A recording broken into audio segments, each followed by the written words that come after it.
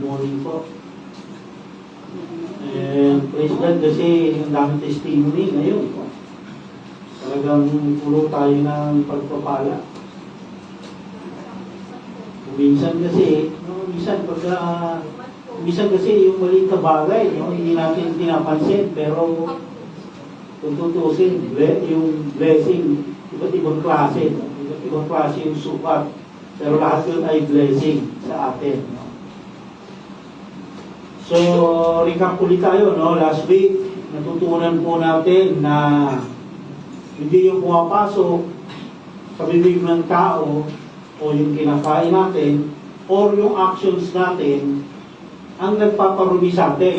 Hindi tayo nagiging marumi dahil sa ating mga actions. Kung hindi yung laman ng heart natin, yun ang nagpaparumi sa atin. Kasi yung heart natin, yun ang nag-uudyo sa iniisip natin, sa ginagawa, at sa sinasabi natin.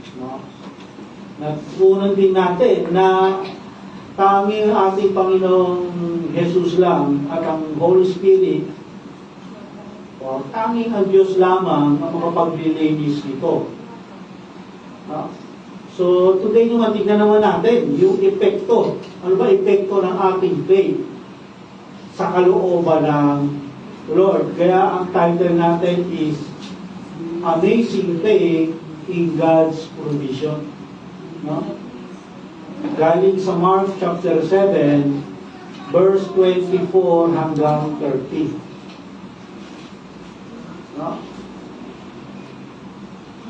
So sabi sa verse 24, Now Jesus stood up and went away from there to the region of Tyre. And when he had entered a house, he was wanting no one to know of it. Yet he could not escape notice.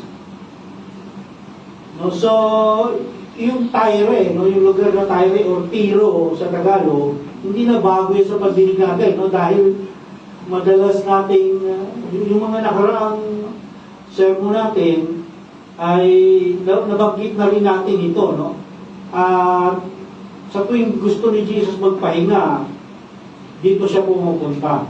Itong Tyre ay isang Gentile region, sa Lebanon. Currently sa Lebanon ito. Alam ko, nabalitaan ko minsan, isa to sa mga binoba ng Israel, noong kasagsagan nung gera nila ng Hamas. Alam ko, dito yung kampo ng Hezbollah.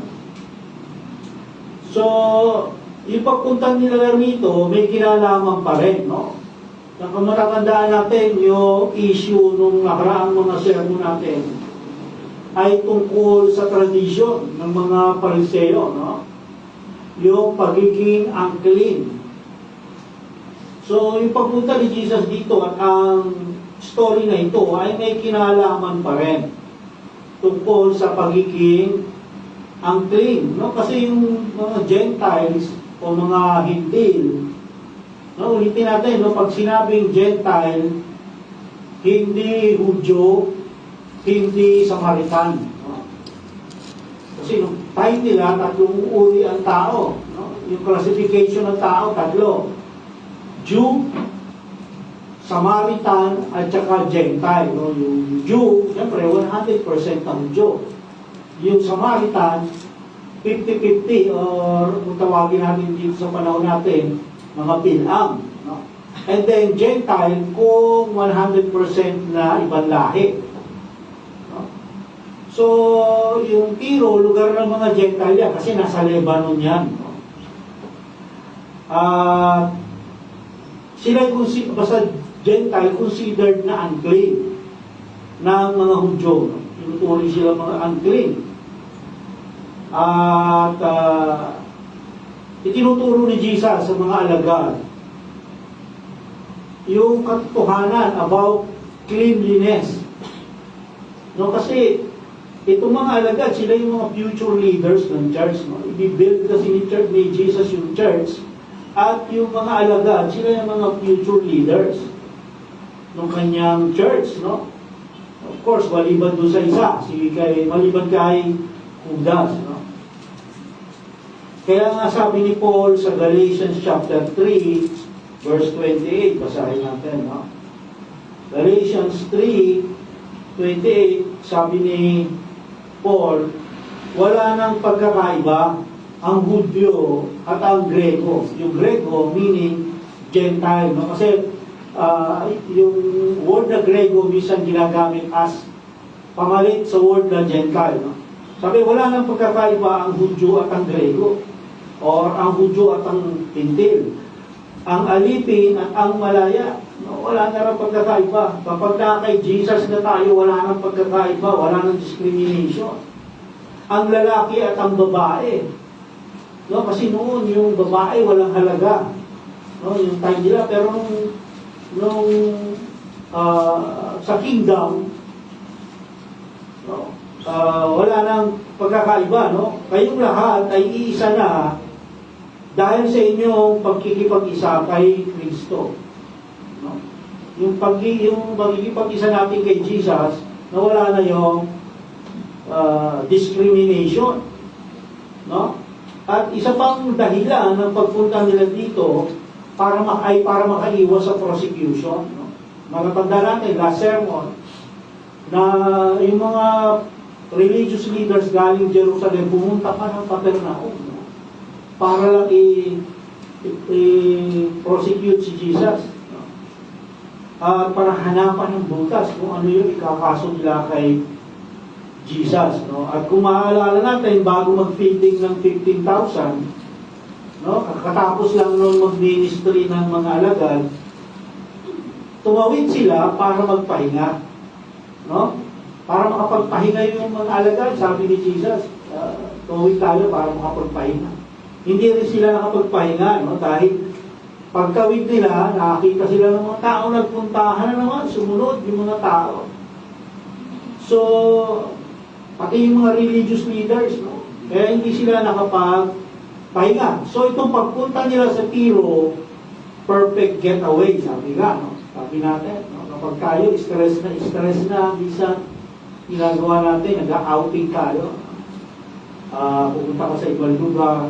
Getaway ang tawag doon, eh. Yung maiba yung environment mo. No? Kaya ito, pagpunta nila sa Tiro, perfect getaway ito, opportunity. No? At na magpagpahinga sila at na maturuan niya ng masinsinan yung mga alagad. Pero ang sabi, yet, they could not escape notice. No, meron pa rin nakakita sa kanila. May nakakita at nakakilala pa rin sa kanila. No? Kaya hindi pa rin sila nagkaroon ng privacy. So, dalit sabi. Verse 25, but after hearing of him, yung him, si Jesus yun, a woman whose little daughter had an unclean spirit immediately came and fell at his feet. No? So, mabilis kumalat yung balita, andiyan si Jesus, yung Hudyo na nagpapagaling. No? Nandiyan, kumalat, nadinig ngayon itong isang babae na yung anak niya ay naalihan ng demonyo, no? Ang ginawa niya, pumunta siya doon kagad kung nasaan si Jesus, no? Siyempre, galing tayo, saan? Doon sa bahay na gano'n. So, pinuntahan niya na. No? So, papasok pa lang si Jesus doon papunta pa lang siya doon sa titira sa tutuluyan nila, sinalubong na sila nitong babae na ito. No? Kasi nabalitaan niya na itong Jesus na ito, lahat ng sakit, kaya ng pagalingi, keto, napapalayas ng masamang espiritu, no? Huling-huling miracle niya, yung sa anak ni Jairus, napatay na, bumubuhay ng patay. No? Yung babae, 12 years nang inaagasa, pinagaling nito ni Jesus. No? So, tulad ni Jairus, matatandaan natin, yung may anak na binuhay ni Jesus, yung anak niya, ang babae, itong babae na ito, desperada rin. Desperate. No? Desperada itong babae na ito. Verse 26, Now the woman was a Gentile of Syrophoenician descent, and she kept asking him to cast the demon out of her daughter. So yung babae, mixed race, no? Halo-halo. Greek siya, Syrian, at Phoenician. No? Tatlong klaseng lahi meron siya. No? Mixed Gentile siya. No? Sabi ni Matthew, sa Gospel of Matthew, nakaparallel ng kwento na ito, sabi, Kanaanite ang tawag dyan doon sa babae. So, taga-Kanaan din. Taga-Kanaan din siya. Kanaanite woman. Yung lahi niya, Kanaanita. No? Kaya mixed race itong babae na ito. Yung Kanaanita. No? Kaya mahalaga yun na malaman natin. Kasi, ang mga Kanaanita, sila yung original na nakatira sa Israel. Sila talaga yung mga nakatira dyan. Ngayon, nung ibinigay ng Diyos kay Abraham o sa Israelita ang Kanaan, which is Israel ngayon, inutos ng Diyos, paalisin nyo lahat yan ng nakatira dyan. Lahat ng Kanaanita, paalisin nyo dyan sa lupang ipinangako ko sa isyo. No, kaso, itong mga Israel, natitigas ang ulo. Bagamat itinaboy nila yung iba, pero yung iba hindi na nila pinaalis. No, kaya ang lahi ng Israel, nahaluan sila nito mga Kanaanita na to. No, yun yung tinatawag natin Samaritano, mga Samaritan. Nalahian sila. Kaya nagkaroon ng Samaritan sa kanila. No, kaya yung mga Hudyo, kinukonsider yung mga Samaritan, kinukonsider ng mga Hudyo na marumi. Kasi may halo, hindi sila pure Jew, no? O Hudyo. Merong halo yung dugo nila ng ibang lahi, na Gentile. No? Kaya nga, itong babae na ito, kinukonsider na marumi. No? At dahil doon, ang nangyari kasi doon, nagkaroon ng corruption, morally, no? Moral corruption at Israel. Nahaluan sila na ibang lahi. No? At alam ng lahat ng Hudyo yun. Alam nilang lahat yun. Marami, no? May pagkakataon noon na ibinibuild yung temple, pumunta itong mga togso nilang tumulong, nireject sila, no? Ng mga Hudyo. Sabi, unclean kayo, hindi nyo pwedeng hawakan ang anumang parte ng temple. So, another tradition. So, malamang nakukulitan na yung mga alagad, no? Kasi sabi, she kept asking him, no? Kinukulit niya si Jesus. No? Bakit kaya? Bakit kaya kinukulit niya? No? Sabi sa, babasahin natin sa Matthew chapter 15, yung parallel nitong story na to. Basahin natin sa Matthew chapter 15.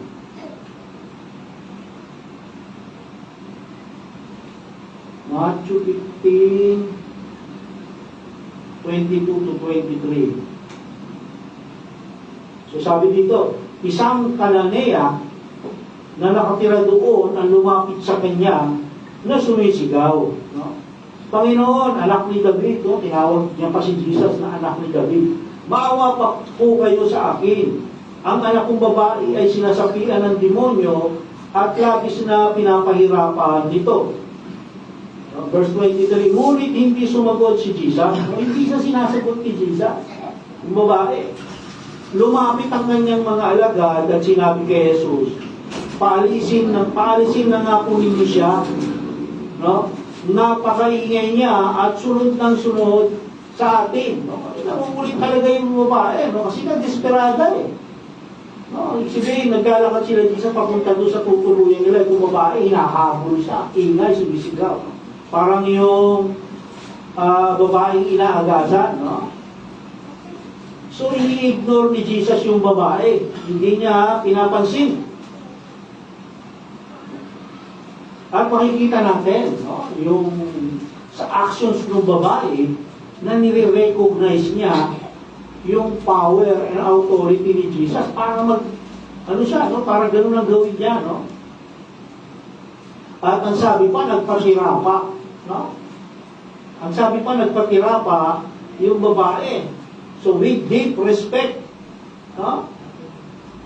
At nagpapakita ng reverence, no? Yung paggalang kay Jesus.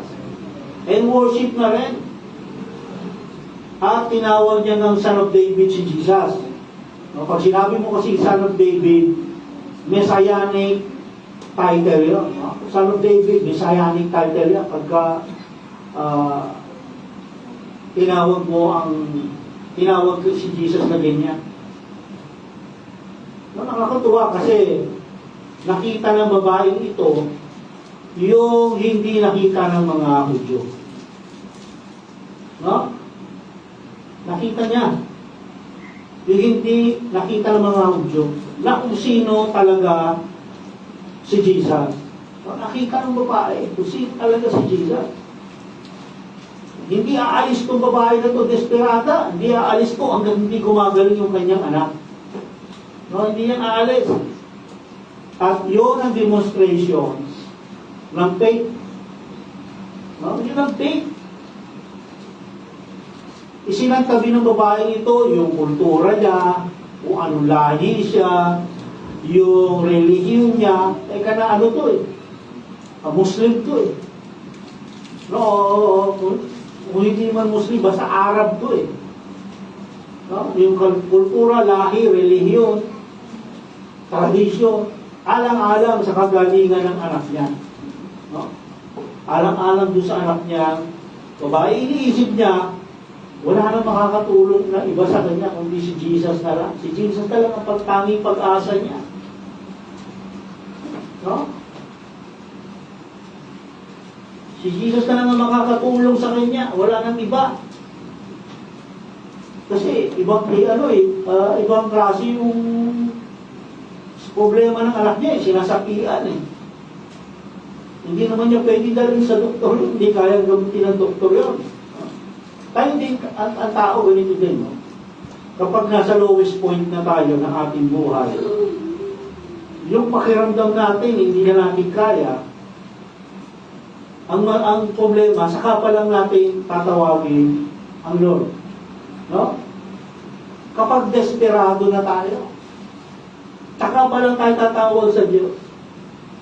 Kaya ang Lord, ginagamit niya yung desperation. Talagang mangyayari sa atin yun. No? Para makita natin siya. Kasi nga, kung kaya natin yung problema, minsan hindi tayo tumatawag sa Lord, dahil nilimutan natin. Simple lang yan, kaya ko yan. No? Pwede namang tumawag ka sa simula pa lang ng problema, pero hintayin pa natin yung nasa lowest point na tayo. Saka tayo, Lord, hindi ko na kaya to. No? Bakit isa simula pa lang, Lord? Meron ako, may dumating na problema. Baka naman pwedeng ikaw na bahala rito. No? Kasi ganun ang gusto ng Lord sa atin eh. Kaya, yun ang purpose ng problema. Pagsubok. Yun ang purpose. Para maalala natin ang Lord. No? Kung humble us, yun ang sinasabing kung humble us. Yung problema at pagsubok, ibinababa tayo niyan. No? Kasi kung minsan, kapag kayo nasa magandang buhay tayo, minsan, yung pride, tumataas, no? Dami ko pera. Magaling ako. Marami akong kilalang mga politiko. Kaya akong tulungan niya. No? Pag nagka-problema ka, yung unang puwapan sa isip mo, yung kaibigan mo ang politiko. No, hindi si Lord. Yun ang problema. Kaya nga, yung desperation ginagamit ng Lord para makita natin siya. Kasi pride yun, no? Kapag yung aantayin pa natin yung lowest point, pride. Iniisip natin, magaling tayo, alam natin ang lahat. No? At kapag dahil po lumalabas sa nagmamataas tayo, ibababa tayo ng Lord. No? Para lang makakumply tayo sa gusto niya. No? Yun ang way ng Lord eh. Ibababa ka niya para makakumply ka sa gusto ko. Pero yung iba, nasa lowest point na, no? Yung matitigas ang puso. Kahit nasa lowest point na, hindi pa rin lumalapit sa Lord.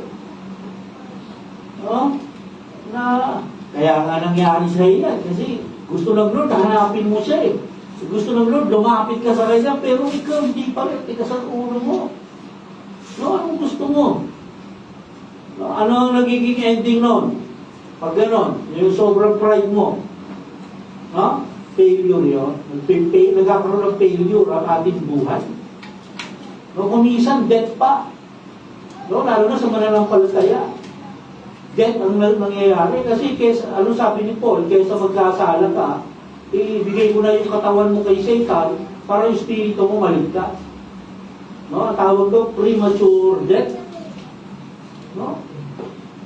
Kaya itong babae na ito, nasa lowest point na to. Desperado to.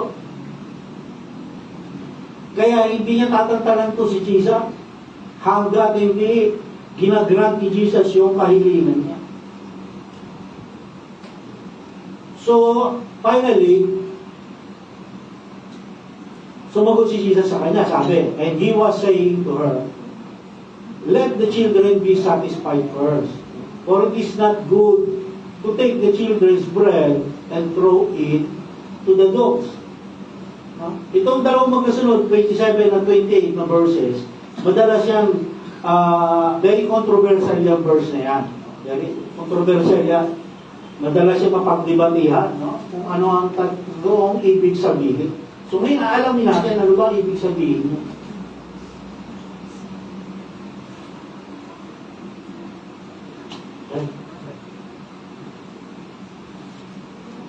Yung yellow, gusto mo.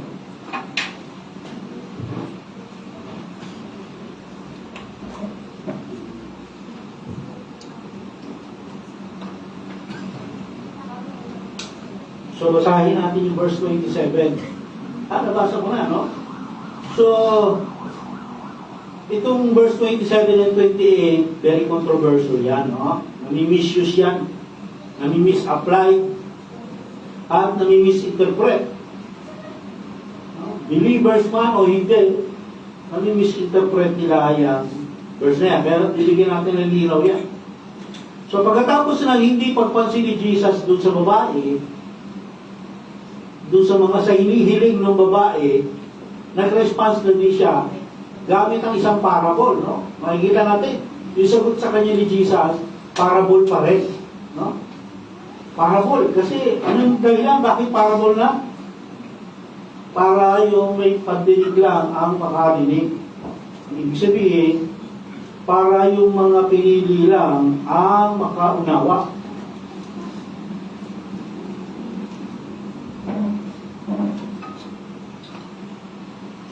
So dito sa sagot ni Jesus, sa parable na to, meron tayong tatlong bagay na dapat pansinin.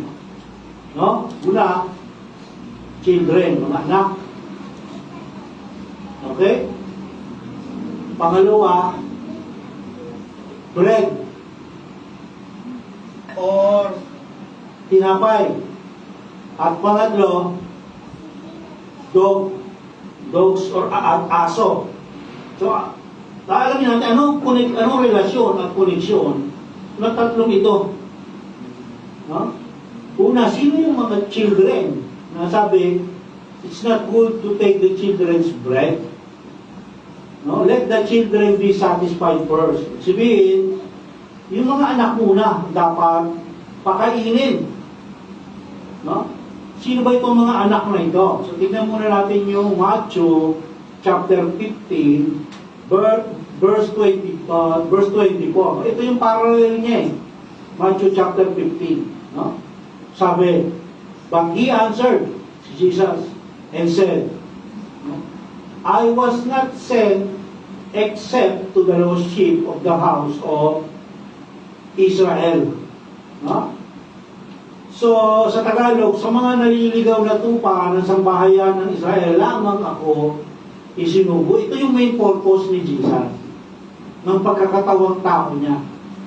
No? Main purpose yan upang abutin at ayusin ang mga Hudyo.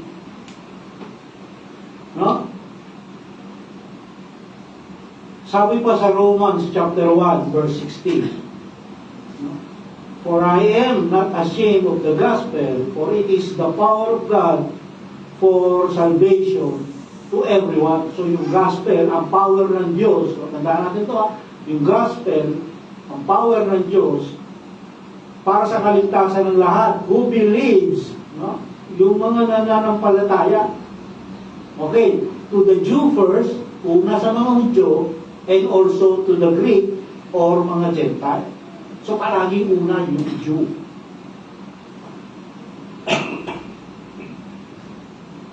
No? Una yung mga Hudyo kasi dyan nakipagtipaan ang Lord sa kanila. No?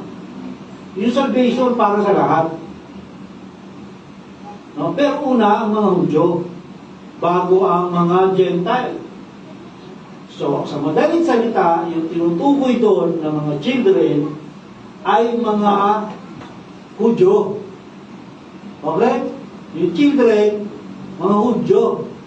Yung mga believer na Hudyo. Or, ano tawag natin dito? Remnant. No? Yung mga remnant, ang yung sinasabi ni Jesus na dapat munang pakainin ng mga bata. So, dapat munang pakainin yung remnant. No, yun ang sinasabi ni Jesus doon. Yung mga Hudyong believers. No? Yung pagkain, yung bread, yun yung gospel, which is the power of God for salvation. No?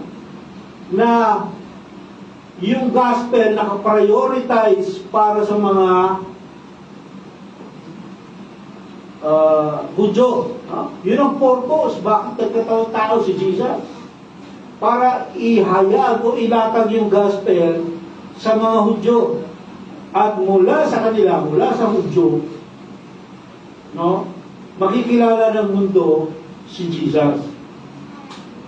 No, sa pamamagitan ng mga alagad, makikilala ng mundo si Jesus. No? Anong sabi ni Isaiah? Sabi sa Isaiah 49:6, he says, "It is too small a thing that you should be my servant, to raise up the tribes of Jacob." Tribes of Jacob, yan yung Israel. And to cause the preserved ones of Israel. Preserved ones, yan yung remnant. I will also give you as a light of the nations. No? Yung Israel, magiging light of the nations sila so that my salvation may reach to the end of the earth. No? Yung prophecy ni Isaiah na yung Israel, sila yung magiging light of the nation. Sabihin, yung covenant kasi ng Lord sa Israel, sabi niya, sa lahi mo, sabi niya kay Abraham, ibibless ang lahat ng nation. So, ibig sabihin nun, sa lahi mo, o sa mga Hudyo, magmumula or malalaman yung salvation. No? Magmumula at malalaman yung salvation sa lahi.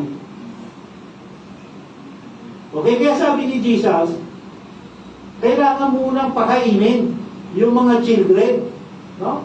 Kailangan munang yung gospel nilalatag ko, sabi ni Jesus, para sa mga Hudyo muna. No? Kailangan busugin muna yung mga Hudyo. Yung remnant, yung mga believing Jews, yung mga Hudyo na mananampalataya.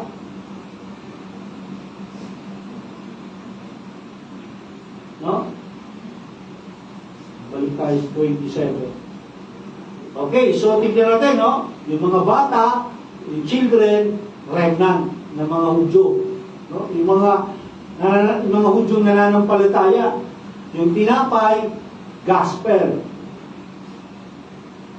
Eh yung aso kaya ano? Sino kaya? Gentiles. No? Yung mga Hudyo. Ay yung mga hindi Hudyo. No? Sila yung mga aso. Sabihin natin, bakit naman aso ginamit ni Jesus para sa mga Gentiles? No? Natulad natin, para namang offensive yun. No? So, panahon nila, yung panahon nila na ito, na yung mga Gentile, tinatawag ni Jesus na aso. may magsasabi pa siguro na, lalo na yung mga Muslim. Sasabihin na, si Jesus, racist yan. Kasi tinawag kaming Hudyo, aso. No? Sasabihin ng iba. Pero ano ba yung dogma word dito na ginamit sa original manuscript? No? Yung word dito na ginamit sa Greek word, kinaryon. No? Kinaryon ang ginamit na word. Matandaan natin yung sa Greek language kasi, yung isang word, isang maraming meaning. So yung word na dog, kinaryon, no? Sa Greek, itong word na ito na ginamit ni Jesus, na ang ibig sabihin, puppy, tuta, or tame house dog. No? Yung tame, yung hindi mabangis. Tawag sa Tagalog. Maamo. Maamong maliit na aso. Yung ginamit na word dyan, no? Hindi kuon, no? Yung kuon kasi scavenger yun, yung mga asong gara, no? Yung mga mababangis na aso. So, ibig sabihin ni Jesus, dito, huwag mo munang pakainin yung mga tuta habang kumakain yung mga bata sa lamesa. Yun ang i-translate natin sa ang mababaw na salita. No? Huwag mo muna pakainin yung mga tuta habang kumakain pa yung mga bata sa mesa. No?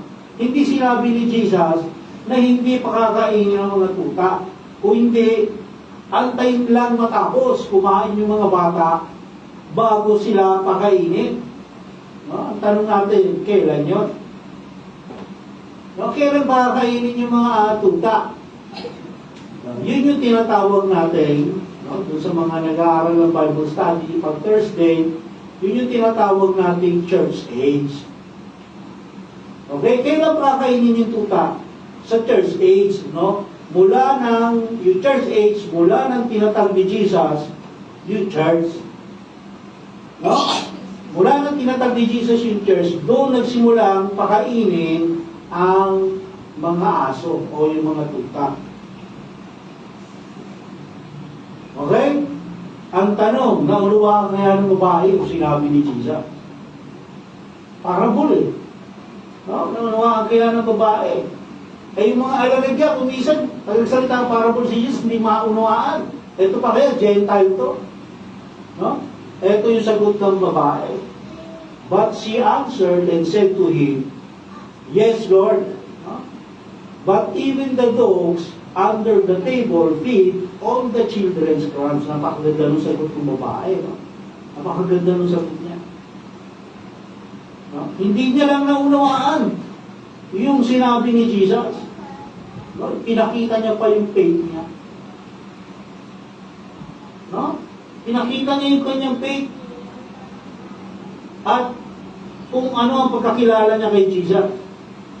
Kung ano ang purpose ni Jesus sa pagkakatawag tao niya. No, naunawaan niya yung parable, isipin mo yan. So, yung sabihin, yung babae, binuksan ng Lord yung kanyang tainga. No, naunawaan niya yung sinabi ni Jesus. No, sabi niya sa Tagalog, no, kinakain din ng mga asong nasa ilalim ng mesa, yung tira ng mga anak. Ibig sabihin, yung mga Gentiles nagbe-benefit sa ministry ni Jesus sa mga Hudyo. No, yun ang ibig sabihin nito. Yes, Lord, alam ko. Pero nagbe-benefit naman kami. No? Sa ginagawa mong ministry sa mga Hudyo. Yun ang sagot ni Jesus. Sagot ng babae. No? Kasi, paano sila nagbe-benefit sa ministry ni Jesus? Kasi hindi lang naman mga Hudyo pinagagaling ni Jesus, di ba? Lahat na lumalapit sa kanya, humihingi ng kagalingan, yung kagalingan physical, pinagagaling niya. No? Pati mga Gentiles, pinagagaling niya rin. So yun yung sinasabi ng babae na mumo or crumbs na pinupulot ng mga tuta sa ilalim ng mesa. No? Galing ng babae, no? Naunawaan niya. No, alam ng babaeng ito na pagpapalain sila sa pamamagitan ng mga Hudyo. No? Pagpapalain sila. Sa pamamagitan ni Jesus, mapagpapalain sila. Alam ng babae yun. Dahil sa ganitong sagot niya. No? Verse 29. And he said to her, no? Because of this, sa sagot niya, go. The demon has gone out of your daughter. Galing, no? No? Hindi na lumapit si Jesus, pumunta si Jesus sa bahay na, hindi na. No? Dahil sa sinagot mo sa akin, sabi ni Jesus, umalis na yung demonyo. No? Umalis na. Ito yung inaantay ng babae. Hindi talaga siya alis hanggang di lumalayas yung demonyo sa anak ka. No? Galing, naunawaan ng babae yung sinabi ni Jesus, parabolically, ha? Parabol ang ginamit. Eh, yung mga alagad, Lord, pagkalis ng mga tao, Lord, panuunay mo nga sa amin yung sinabi mo. No, hindi nila maunawaan, pero itong babae na ito, naunawaan niya. No, remarkable, sabi nga ng mga Bible scholar, remarkable yung sagot ng babae. Kahanga-hanga yung kanyang faith. No, yung faith niya hindi base kung sa anumang bagay. No, yung faith niya hindi base sa minana niyang tradisyon, hindi base sa kultura niya, hindi base sa mga bagay na nakikita niya, no, hindi base sa kung anong lahi niya. Yung faith niya in Christ alone. No? Doon lang tayo kinakanta, in Christ alone. Dapat gano'n, yung faith natin in Christ alone. No? Kung ano yung sinasabi ng Lord, yun lang. No? Dapat nandun yung ating faith. Itong ganitong faith, yung hinahanap ni Jesus sa mga alagad niya. Ito yung gusto niyang makita sa mga alagad niya at sa buong Israel. Yung ganitong klaseng faith, no, gusto ituro ni Jesus na yung gospel higit pa sa tradisyon at kultura. No? Kasi yung mga Israel, naninibabaw sa kanila tradisyon at kultura. No? Na higit yung dietary laws, no? Yung, kung ano yung kakainin mo. No, sabi niya, hindi mo pumapasok ng paparumi. Yung heart mo. No, may mga religion ngayon na nag-i-exist, na sumusunod dito sa mga dietary laws na to. No, hindi sila kumakain ng galunggong kasi wala raw kaliskis. Hindi sila kumakain na halos wala na silang kainin, no? Vegan na sila, vegetarian. Kasi gusto nila sundin yung law. No, pero sabi ni Jesus, hindi yung law o hindi yung tradisyon ang magpaparumi sa inyo. Kung hindi yung heart nyo mismo, kung anong nilalaman niya. No? Sinasabi, tinuturo ni Jesus dito, na yung kaligtasan, hindi dahil sa kung ano lahi mo, hindi porkit Jew ka o Hudyo, kasi siguro ka na ng kaligtasan. No? Hindi.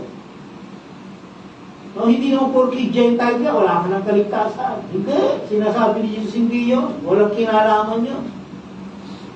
O kung ano mga nagawa mo, no? Mamamatay tao ka, kaya hindi ka pwedeng maligtas. Hindi. Walang kinalaman nyo sa kaligtasan. No? O ano katayuan mo sa buhay. Mahirap ka lang, hindi ka pwedeng maligtas. Hindi. No? Walang sinabi si Jesus na gano'n. No?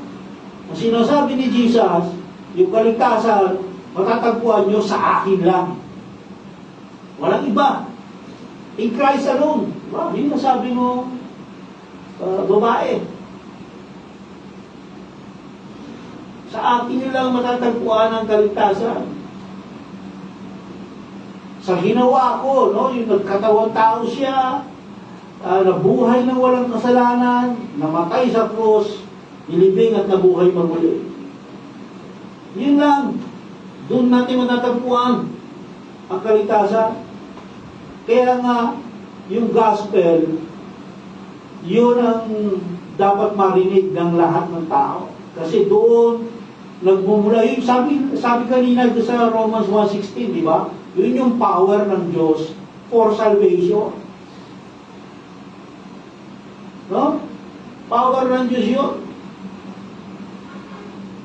Maraming attempt na ginagawa ang tao, no, para maligtas. Tawagin natin doon religion. No? Yung ginagawa ng tao para maligtas, yun ang definition ng religion. No? So, maraming religion sa mundo. No? Pero lahat yun, failure. No? Lahat yun fail. Kasi hindi naman tayo maliligtas sa pamamagitan ng gawa. Hindi tayo maliligtas sa pamamagitan ng religion. No? Kaya dito, hindi porke pumasok sa loob ng church nito, ligtas ka na. Hindi tayo kaya iligtas na The Way Community Bible Church o kahit anumang church dyan. Hindi yun ang nagliligtas sa atin. Si Jesus mismo personally, siya ang magliligtas sa atin. Ha? Yung gospel, ang power, no? Naisa katuparan yun nung magkatawang tao si Jesus. Nanirahan siya sa piling ng tao, nabuhay ng walang kasalanan, at inako ang ating mga kasalanan. Tapos namatay siya sa krus. At ngayon, siya na yung ating high priest. No? Siya yung namamagitan sa Diyos Ama sa atin. Pag pinapersecute tayo ni Satan, siya yung sinagsasabi, hindi mo na pwedeng i-persecute yan. Nililis ko na yan ng aking tubo. Malinis na yan siya.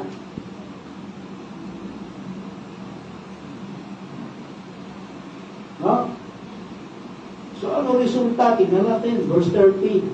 And going back to her home, she found the child lying on the bed, the demon having left. Malis na yung demonyo. Hindi man lang sinabi ni Jesus na, demonyo, umalis ka. Wala, no? Pagkasabi niya nung sagot niya kay Jesus, sabi ni Jesus sa kanya, narinig ni Jesus yung sagot niya. Dahil sa sinabi mo, umalis yung demonyo. No?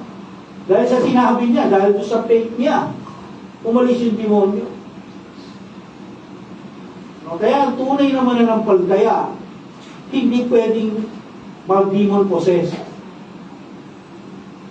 Okay? Yung tunay na mananampalataya, hindi pwedeng mag-demon possess. Kaya yung mga nagkukwento ng mga church na sila, sa loob ng church sila, may na-demon possess, ay hindi tunay na mananampalataya yun. Kasi na-demon possess. No? Yung humility ng babae, ang nagtulak sa kanya. Tandaan natin, palagi yan ang humility talaga. Yan ang hinahanap ng Lord sa atin.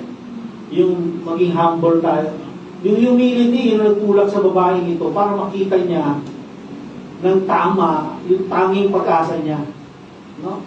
Ni-recognize niya si Jesus bilang source ng lahat ng bagay. No? Ni-recognize niya si Jesus bilang source ng lahat ng bagay. Alam niya, wala nang way. Wala nang ibang way, maliban kay Jesus lang. No? At dahil doon, ang tawag doon, faith No? At dahil doon, tinugon ni Jesus yung kanyang pangangailangan. No? Kaya kung gusto natin i-provide ng Lord ang ating mga pangangailangan, kailangan natin magpakumbaba. No? I-recognize natin si Jesus na siya lang ang source ng ating pangangailangan, ang lahat ng bagay. Si Jesus lang talaga ang source. Na kung hindi niya loloobin, kahit anong gawin natin, no? Kahit anong gawin natin pagsusumika, walang mangyayari. Kung hindi loloobin ng Lord, walang mangyayari yan. Kahit magaling pa tayo, no? Isa to sa mga naging problema ko noon. No? Iniisip ko noon, magaling ako. Nasa oil and gas industry ako. Hindi ito, hindi ako mawawala rito. Magaling ako sa trabaho, gusto ko ng mga amo ko. Tinignan ko yung sarili ko. Umasa ako sa galing ko. Umasa ako sa trabaho ko, sa industry, oil and gas. Sabi ko, magsasara lahat ng kumpanya, pero oil and gas hindi. Siguro naririnig ng Lord John, sabi niya, hindi natin. Ano nangyari? Na-bankrupt yung kumpanya namin, nagkaroon ng korupsyon. Nagsara. Sabi nila, kita mo na. Sabi mo, hindi magsasara dahil oil and gas, ha? Magaling ka, sabi mo, hindi ka mawala ng trabaho. Nawala ka trabaho. Diba? Ibinaba ako ng Lord kasi masyadong matayog ako. Para ako agila lupa. Agila, ha? Putulin ko pakpak mo. Putol. Diba? Kaya kung hindi niya lulobin, kahit anong gawin natin, walang mangyayari. Para makita ng isang tao si Jesus, kailangan niyang umasa lang kay Jesus. Hindi sa kanyang tradisyon. Yun yung nire-repeat ni Jesus dito. Kasi yung mga Pariseo nga, nakatuon sa tradisyon, sa oral law. Hindi doon, hindi natin mapapakinabangan yun. Okay lang mag-tradisyon tayo, pero huwag tayo doon manindigan. Huwag tayo mag-rely doon. Huwag tayo, hindi dahil doon sa ating pagsusumikap, wala yan. Kahit magsumikap tayo ng gusto, kung hindi loloobin ng Lord. Hindi dahil sa ating pananaw, hindi sa alalahanin, lalo na pag-alalahanin, minsan nakala natin, makukuha natin yung problema sa pag-aalala, pero baliwala yun, dagdagan lang yung puting buhok mo. Lalo na yung sarili natin, huwag natin panghawakan, tayo umasa sa ating sarili. Huwag tayo umaasa sa tao. Ay, ba tayo umaasa sa tao o sa Diyos? Diyos lang tayo aasa, yan lang ang makakatulong sa atin. Minsan kasi masusundin pa natin yung sinasabi ng tao kaysa sa sinasabi ng Lord. Ano yan? Na-prove ko yan, na minsan ito yung inuutos na scripture.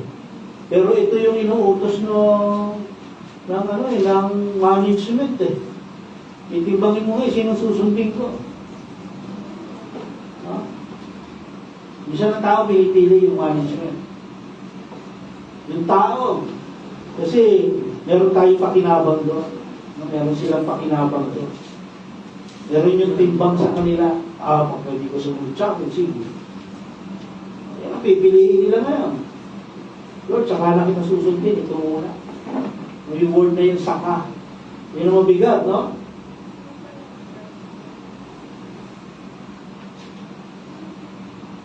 Kaya kapag ginawa natin o ng tao, ang tulad ng ginawa ng babaeng Kanaanita na to, makikita natin ng malinaw o klaro si Jesus. Di ba? Nakita natin yung mga nakaraang sermon natin. Yun ang purpose ni Jesus talaga. Yung makita nyo ako ng klaro. Kung makita nyo ako ng malinawan kung sino ba ako. Sa mga alagad, paulit-ulit niyang itinuturo yan. Kailangan makita nyo ako ng klaro kung sino talaga ako. Yung babae lumapit kay Jesus sa paniniwala niyang si Jesus yung magpuprovide ng lahat. At umalis siya sa paniniwala makikita niya kung ano yung sinabi ni Jesus. That is faith, Yun yung tinatawag natin faith. Imagine natin yung babae, kung ano yung pakiramdam niya, nung pag-uwi niya ng bahay, nakita niya yung anak niya, magaling na. Nung umalis siya, bumubula yung bibig pag-uwi niya. Ayos na maayos na. Magaling na yung kanyang anak. Siguro nagpatira pa ulit ito, At sinamba ang Diyos. Nagpasalamat kay Jesus. Tulad kanina, no? Dami natin testimony, mabuti yun, no? Yung gusto ng Lord, pasalamat natin yung ginagawa niya sa ating buhay. No? Kung tutusin, lahat tayo dito pwedeng mag-testimony dahil lahat tayo dito merong ginawa ang Diyos sa ating buhay. Kaya lang, pag ginawa natin yun, ubos ang oras natin. So, yung babae, siyempre, Gentile to, maaaring meron Diyos-Diyosan to sa bahay. Pero dahil na-encounter na ang Diyos, no? Alam niya si Jesus ay Diyos. Dahil hindi siya mananampalataya ng gano'n kung hindi. So maaaring sabi niya, encounter ko ang Lord. Kailangan itapo ko na itong mga anito ko. No? Anito yun, yung mga Diyos-Diyosan nila. No? Maaaring nagsimula na yung kanyang transformation, no? Dahil nakita niya face to face ang Lord, eh. Di ba? Face to face yun. Sinong tao ang kaya gumawa nun? Nasabi niya, umuwi ka na, magaling na anak mo, lumayas na yung espiritu. Sinong tao? Wala. Diyos lang ang gagawa nun, kaya alam ng babae, si Jesus ay Diyos. No? Tinapon niya na yung mga idol niya. Tanong, tayo ba tinapon na natin yung mga idol natin nung pakilala natin ng Lord? No? Pag sinabing idol, hindi lang yung mga ribulto, ha? Hindi lang mga ribulto. Yun ang number one idol. Pero maraming bagay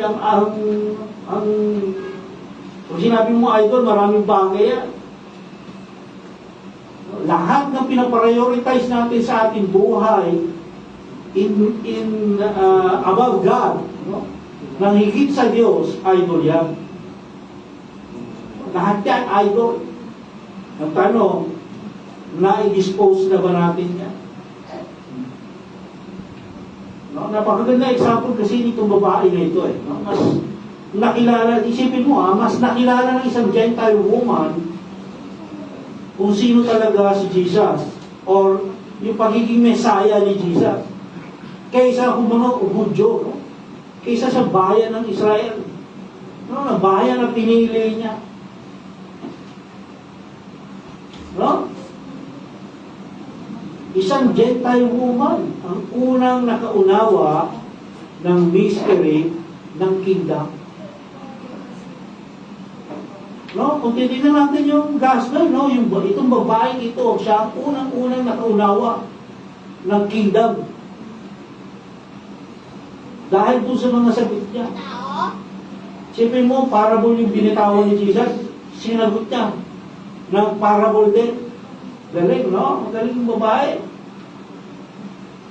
Kaya sa ating pagwawakas, sabi, God's great mercy and message of salvation is not just for the Jew, but for the entire world. No? Ang dakilang awa at mensahe ng kaligtasan ng Diyos ay hindi lamang para sa Hudyo, kundi para sa buong mundo. Ibig sabihin, walang diskriminasyon. No?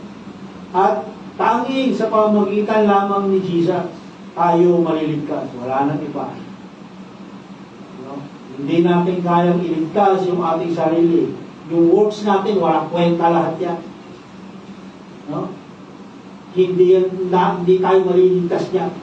Of course, yung ating works, kailangan, dahil sinasabi natin, binago na tayo ng Lord. Pero hindi yung works natin ang nagligtas sa atin. Dapat si Jesus lang. In Christ alone. No? Minsan nga, dapat kantahin natin yun, in Christ alone, maganda yun. No? Kasi si Jesus yung ating bread of life. Tinapay ng buhay.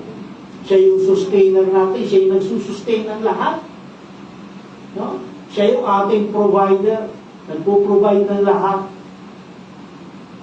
ng bagay sa atin. No? Isipin natin, paano yun? Ako nagtatrabaho. Hindi ako nagpo-provide sa sarili ko. Hindi. Ang Lord pa rin ang nagpo-provide niya. Kasi, kung hindi ka bibigyan ni Lord ng magandang pangangatawan, ng malusog na pangangatawan, hindi ka makakapagtrabaho. At yung good health galing sa Lord. No? Siya yung tumutulong sa ating problema. No? Siya yung ating teacher. Siya yung nagtuturo sa atin. No? Huwag natin sabihin magaling tayo.